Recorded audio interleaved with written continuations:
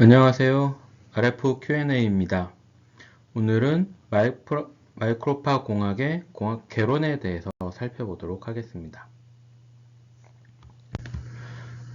우선 마이크로파란 무엇인가를 먼저 살펴보고요. 그 다음 관련된 주파수 스펙트럼, 그리고 마이크로파 공학은 어떻게 구성되어 있는지 순서대로 살펴보도록 하겠습니다.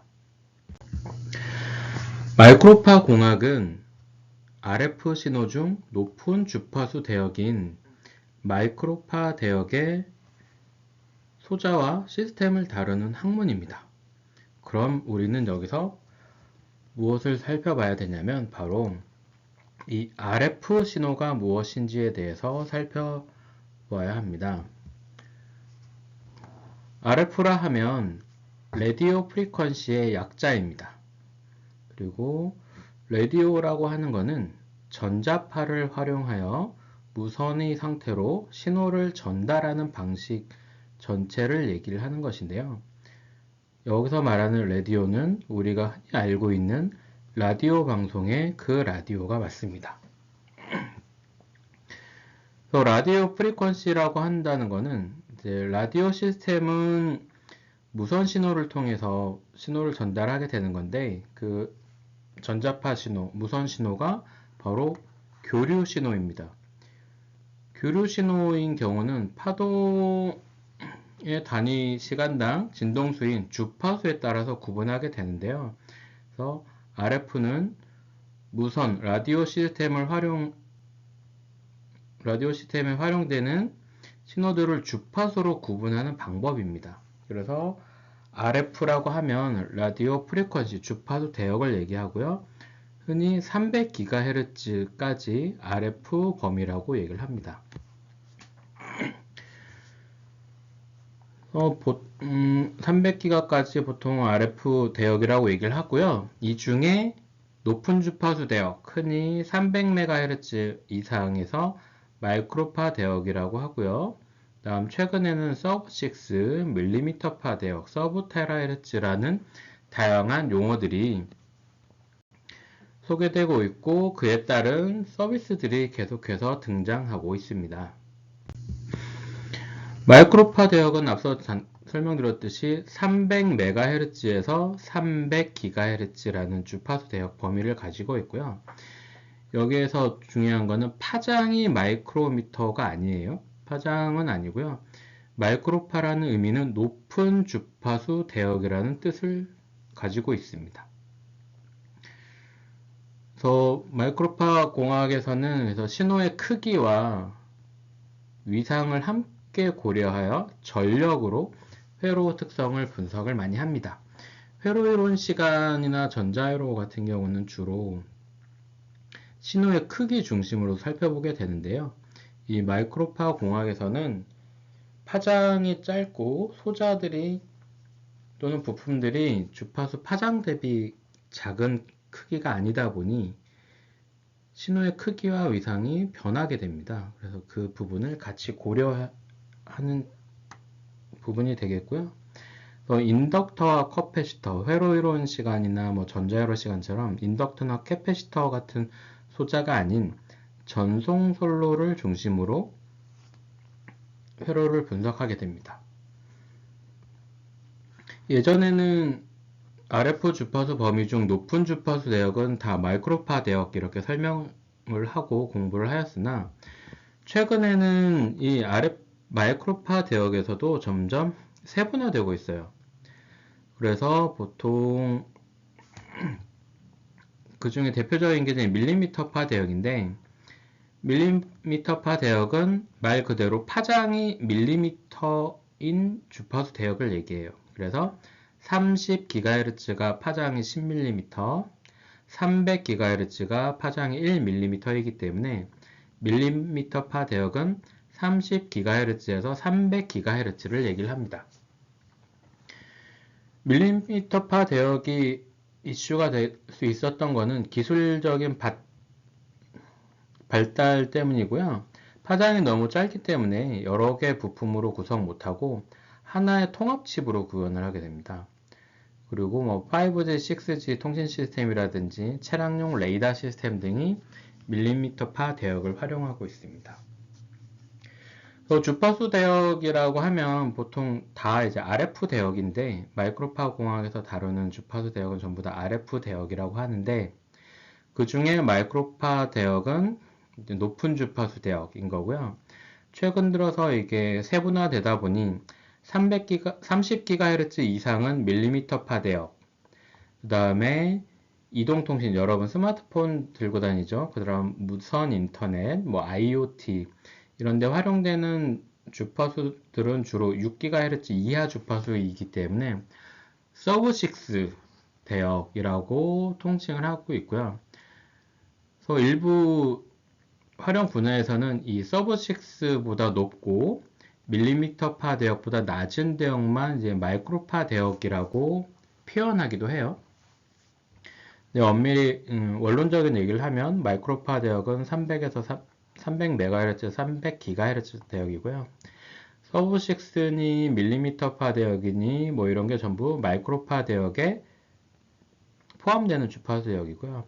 밀리미터파 대역 중에 밀리미터파 대역이 30GHz에서 300GHz 사이라고 얘기 드렸는데, 밀리미터파 대역 중 100GHz 이상 되는 부분은 또 특별히 구분해서 서브 테라헤르츠 대역이라고 표현도 많이 합니다.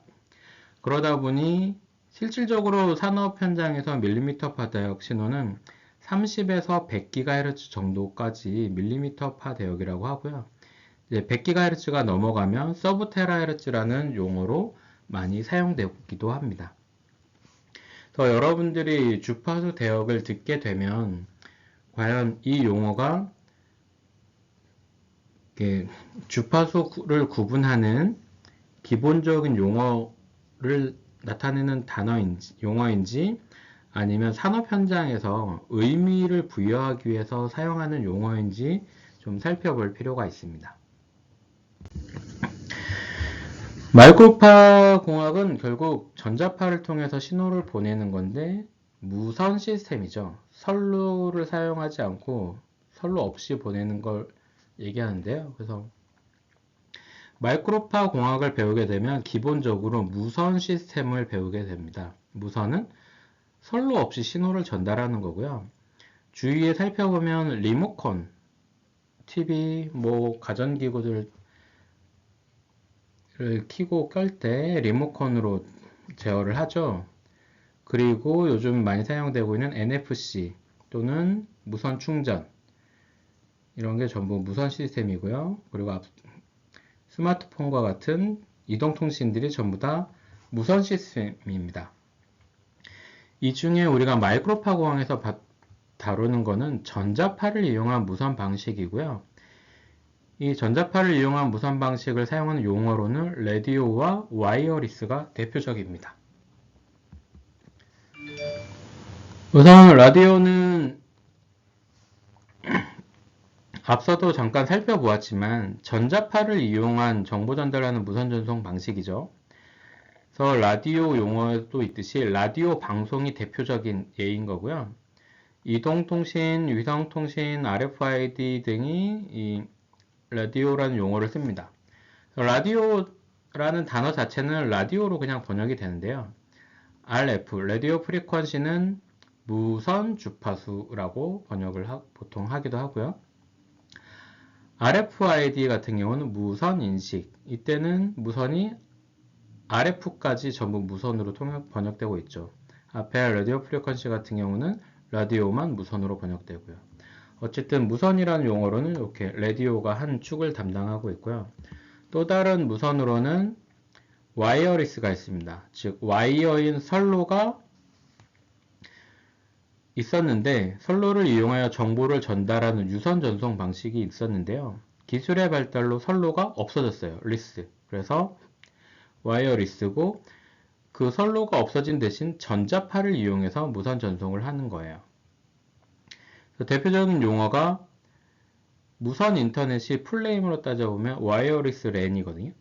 그 다음에 무선 마이크, 와이어리스 마이크로폰. 그래서 인터넷이나 마이크는 기존에는 선으로 연결되어 있었는데 기술이 발달하면서 선을 없애고 대신 전자파를 활용하여 정보를 전달합니다.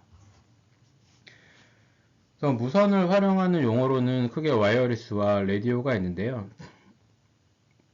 라디오는 처음 시작부터 전자파를 활용하여 전송하는 방식에 주로 라디오라는 이름이 붙고요.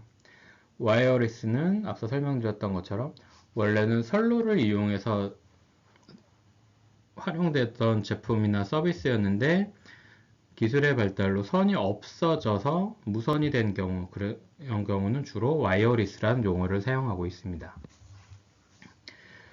그 외에도 앞서 설명드렸듯이 적외선 통신, 리모컨, 근거리 통신 아직 많이 나와 있지 않은데 와이파이와 유사하게 라이파이라 그래서 빛을 이용한 전송 방식들도 소개되고 있습니다.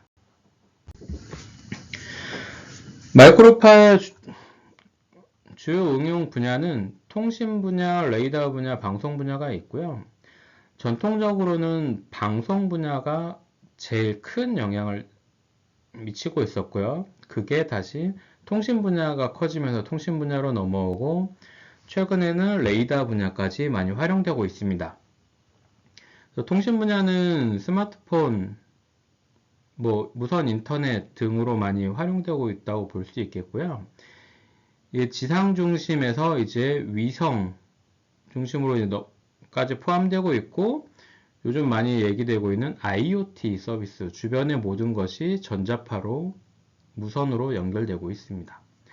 레이더 같은 경우는 원래 송출된 전자파가 물체에 부딪혀서 되돌아왔을 때 그 되돌아온 전자파를 분석해서 이 물체의 위치, 거리, 이동 속도 등을 분석하는 방식인데요.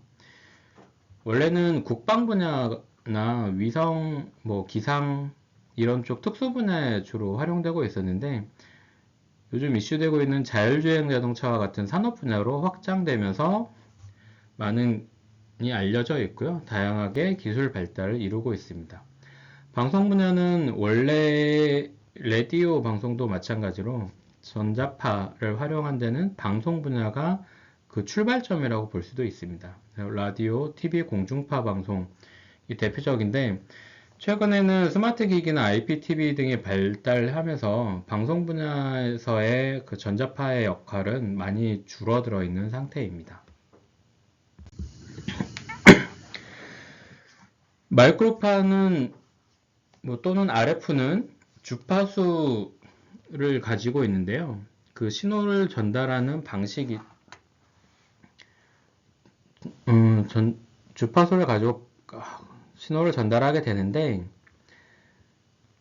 공간상에는 주파수만 있고 길이 정해져 있지 않으니까 서로 신호들이 혼선되어 있을 수 있습니다. 그래서 그 공간상으로 방사되는 전자파의 길을 만들어 준다고 생각하시면 될 것 같아요. 그래서 정해져 있는 주파수 신호들을 이용해서 정보를 전달하게 되는 거죠.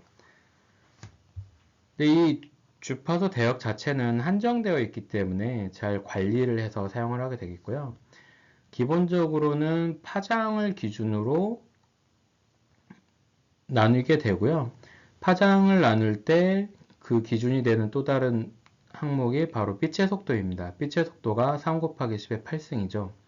그러다 보니 주파수가 항상 3 곱하기 10의 n승으로 주파수 대역이 이렇게 나눠지고 있어요.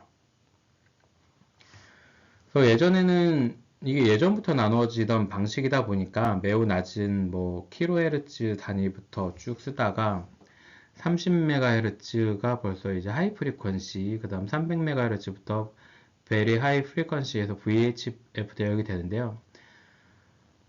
앞서 살펴봤지만 마이크로파 대역은 300메가 이상이잖아요. 그래서 여기 울트라 하이 프리퀀시, 슈퍼 하이 프리퀀시 이렇게 쭉 올라가고 있습니다. 마이크로파 대역은 대부분 그 주파수 대역이 되게 넓기 때문에 간격이 넓어서 다시 세분화하여서 다양한 이름으로 소개되고 있습니다. RF 분야 또는 마이크로파 공학 분야를 전공을 하거나 그와 관련된 회사를 취업을 하게 되면 어느 주파수 대역에서 내가 일을 하는가를 확인을 하시고요.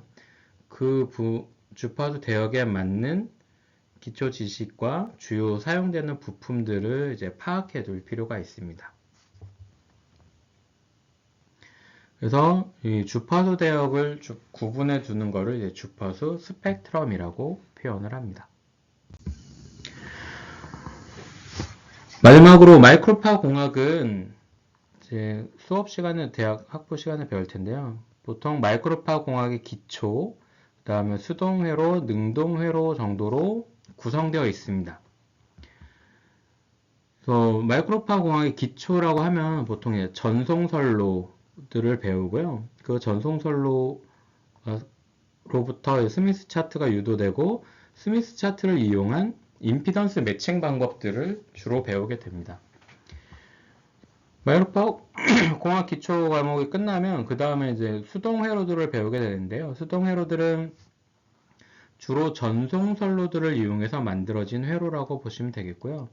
뭐 트랜지스터나 다이오드, 반도체 소자들 없이 그리고 전원 공급 없이 동작하는 뭐 인덕터나 캐패시터 같은 역할 또는 공진기 같은 역할을 하는 소자라고 보시면 되겠고요.